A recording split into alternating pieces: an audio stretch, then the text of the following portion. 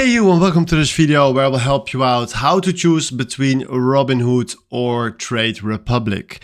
And before starting this comparison video, I want to make one thing clear. And that is, I won't tell you which platform is better, because no one is better than the other. They're totally different.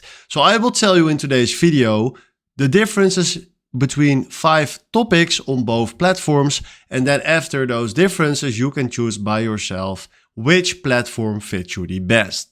So let's start right here with Robinhood. And the main focus on Robinhood is simple investing and trading.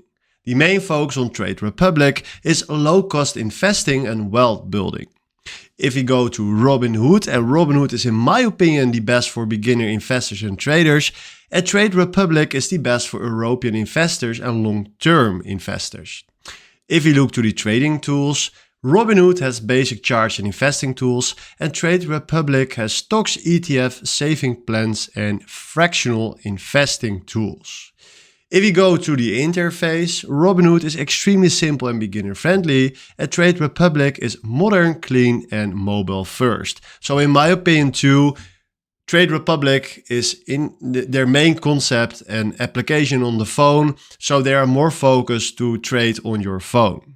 If you look right here to fees and trading costs, Robinhood has commission-free trading and Trade Republic has very low trading fees with automated saving plans.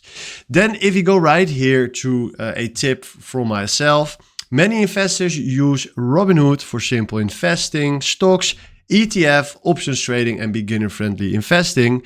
And many investors use Trade Republic for ETF saving plans, fractional shares, long-term investing and low-cost wealth building.